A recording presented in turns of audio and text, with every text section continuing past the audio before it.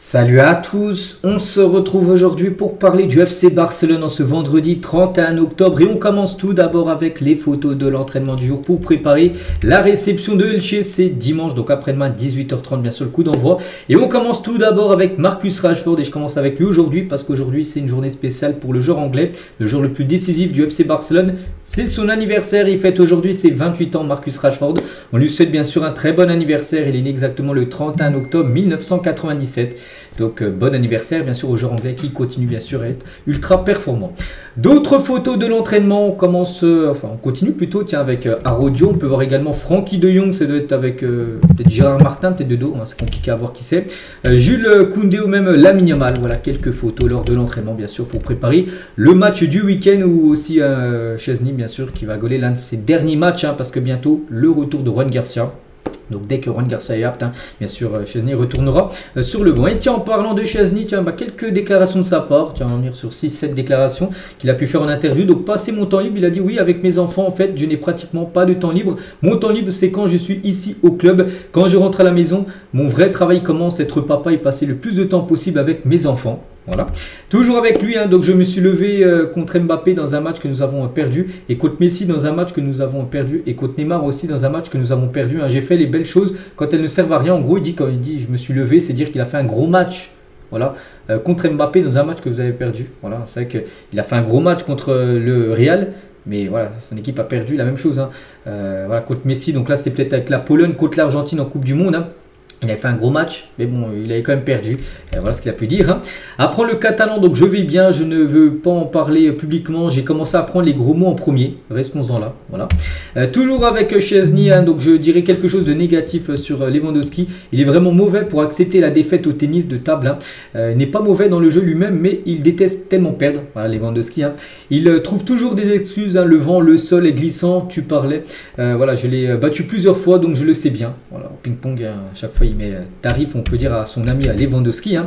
Je fais des exercices de respiration avant chaque match et même entre les mi-temps. Certaines personnes me regardent bizarrement parce que je le fais en plein milieu du vestiaire, mais je m'en fiche. Hein. Cela renforce la concentration mentale. Voilà.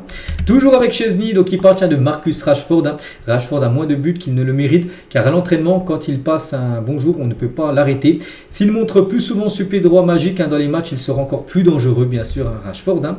Et toujours avec lui, donc c'est un excellent joueur, je l'aime beaucoup. Il est direct dans son jeu, il attaque avec de la vitesse et il a contribué à beaucoup de buts cette saison. Hein, comme je dis, c'est le joueur le plus décisif. Je pense que c'était un joueur très complet. Je me souviens de lui depuis qu'il avait 18 ou 19 ans en première ligue et je savais qu'il était spécial à l'époque, bien sûr.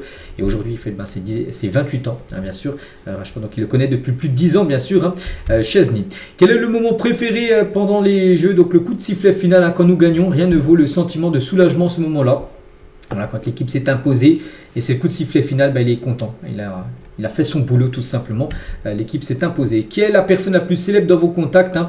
Appelez-le. Donc il a dit Cristiano Ronaldo, mais je ne l'appellerai pas, juste pour prouver qu'il est dans mon téléphone. Voilà, donc il a bien montré sur son répertoire qu'il a le numéro de CR7, mais il l'a pas appelé. Voilà, Cristiano Ronaldo.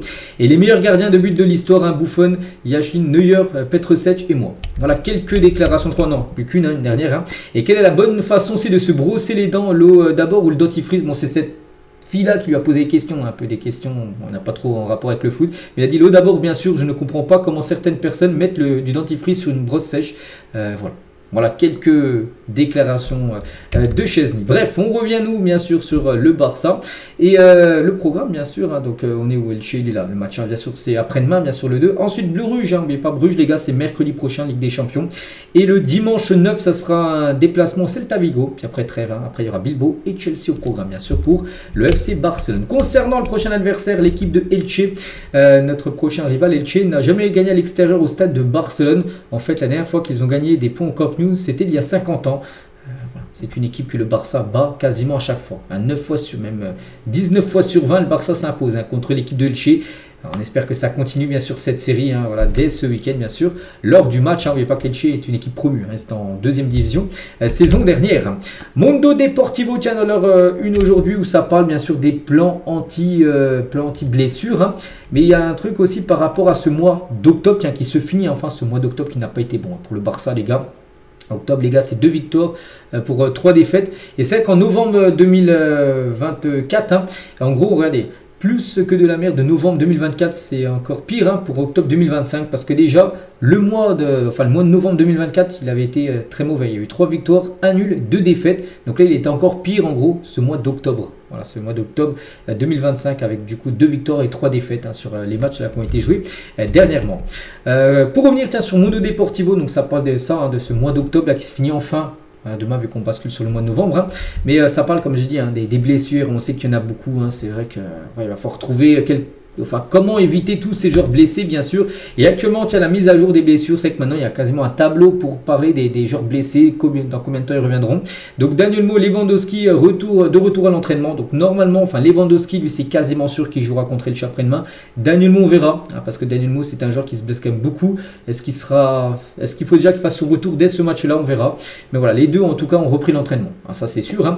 Juan Garcia, encore absent pendant une semaine. Dans une semaine, il pourra faire son retour, Juan Garcia. Donc, voilà, c'est pour ça que je dit que Chesney c'était l'un de ses derniers matchs hein, qui va gauler. Christensen il est encore absent 2 semaines. Rafinha il est encore absent 3 semaines. Hein. Pedri absent 6 semaines. Hein, voilà, Pedri hein, il reviendra mi-décembre. Hein. Ter Stegen absent encore pendant 7 semaines et Gavi à l'arrêt encore pendant 4 mois. Voilà actuellement la mise à jour bien sûr des blessures. Voilà, donc c'est bien quand il y en a qui s'enlèvent, mais le problème c'est qu'il y en a, dès qu'il y en a qui s'enlèvent, il y en a 2 qui se rajoutent hein, dans les blessures, et ça c'est un problème. Concernant la dernière blessure, celle de Pedri, hein, on sait qu'il s'est blessé, là on a pris sa blessure officiellement hier hein, pour les 6 prochaines semaines, donc ça c'est terrible. Et la blessure de Pedri laisse flic hein, sans son point d'ancrage créatif au milieu de terrain, parce que voilà c'est la pièce maîtresse au milieu, et il ne sera pas là, il faudra faire sans Pedri. Hein. L'entraîneur doit maintenant reconstruire une équipe qui a perdu en intensité de pressing en équilibre défensif sans le calme et le contrôle des Canaries. Le Barça doit évoluer rapidement. Il faut réagir et sans sa boussole qui est Pedri. Voilà, c'est pour ça qu'il faudra faire sans Pedri. Après, bien sûr, il y a des joueurs qui peuvent le remplacer, mais il n'y a personne qui est au niveau de Pedri. On va dire peut-être Casado, je pense que ça sera le joueur qui va remplacer Pedri.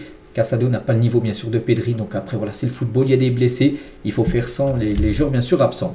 Et le Barça a disputé quand même 13 matchs cette saison et a subi 12 blessures musculaires au cours de celle-ci. Hein. La saison dernière au même stade le nombre n'était que de 4, la saison dernière il y a eu seulement que 4 blessures et là tu es déjà à 12 blessures, il y a déjà 2 fois plus de blessures que la saison dernière, au même stade de la saison, hein, au bout de 13 matchs joués. Hein. Donc cela ne compte que les blessures musculaires, même celles provenant d'un traumatisme. Voilà, donc voilà, actuellement pour vous dire que cette saison, les blessures s'enchaînent hein, du côté du club. Un joueur aussi blessé de longue date, les gars, c'est Rafinha. Rafinha, ça fait plus d'1 mois qu'il est blessé. N'oubliez pas, regardez, il revient pas maintenant, les gars. Rafinha est encore pendant 3 semaines. En gros, il aura loupé 2 mois, Rafinha. Et c'est que voilà, le Barça avec Rafinha, parce qu'en tout début de saison, il était joué. Hein, quand il est là, les gars, c'était 7 victoires nulles, 0 défaites quand il était là. Depuis ses blessés, c'est 3 victoires, 3 défaites. Depuis la blessure, tout simplement, de Rafinha pour montrer l'importance, tout simplement, du joueur brésilien. On va parler de Marc-André Ter Stegen est de retour et s'est entraîné sur la pelouse aujourd'hui. Il fait des progrès dans son rétablissement. Bon, il ne va pas revenir maintenant. On apprend aujourd'hui qu'il est de retour sur pelouse. Voilà. Bon, après, même quand il reviendra, Juan Garcia aussi reviendra. Enfin, il sera même revenu avant lui. Donc après, il ne gaulera pas, bien sûr. Mais voilà, pour parler de Ter Stegen, bien sûr, lui aussi proche du retour. Concernant, Juan Garcia ne s'est pas encore entraîné avec le groupe, mais il se sent bien et le fera sous peu de s'entraîner. Bien sûr, je dis encore une semaine normalement pour Juan Garcia. Hein. Donc Juan Garcia pour être prêt pour le match du Celta Vigo la semaine prochaine. Donc là, j'ai dit, hein, donc là, il y a le match Elche, il ne sera pas là. Club Bruges, mercredi prochain. Il ne devrait pas être là, mais après le Celta Vigo le dimanche d'après, et là il y a des chances peut-être qu'il fasse son grand retour, ce sera le match avant la trêve internationale et il pourra faire son retour dans les cages hein, lors de ce match-là. Juan Garcia, voilà concernant le match contre le Celta, il devrait faire cette rencontre, enfin il pourrait faire son retour. On va parler, tiens on revient sur le milieu de terrain, on a parlé de Pedri pas là, et Hansi Flick travaille sur un nouveau trio du milieu de terrain composé du coup de Frenkie de Jong maintenant qui sera le pilier bien sûr de Flick, hein, avec Marc Casado et Fermin Lopez en numéro 10, avec Fermin, on pense que c'est le 10 titulaire, hein, il est bien meilleur que Daniel Mo, en plus blessé, enfin il revient. Donc c'est Fermin, De Jong, et après il faut rajouter un, donc tu peux rajouter Bernal, tu peux rajouter soit Casado ou par exemple, je sais pas, Eric Garcia aussi qui peut dépanner en milieu de terrain, non, ça devrait plutôt être De Jong, Casado et Fermin Lopez. Le trio au milieu de terrain là, lors des prochains matchs avec l'absence bien sûr de Pedri. Et on finit aujourd'hui avec Eric Garcia parce que la fin de son contrat c'est en fin de saison et les premières étapes clés vers la prolongation du contrat d'Eric Garcia jusqu'en 2030 ont été prises. Hein. L'accord devrait être finalisé dans les semaines à venir car les deux parties sont alignées et seuls des détails contractuels mineurs restent à régler. Donc en gros quasiment tout est ok à part juste quelques points à régler puis après ça sera ok pour la prolongation d'Eric Garcia de 4 nouvelles années. Hein. Il a en fin de contrat en 2026, il devrait prendre jusqu'en 2030 son contrat du côté du club. Donc voilà, on va dire c'est sur la très bonne voie. Donc voilà ce qu'elle va dire aujourd'hui. J'espère que ça vous a plu. On se retrouve demain bien sûr, hein. Demain samedi pour le prochain match. Allez, je vous souhaite une bonne journée et à demain.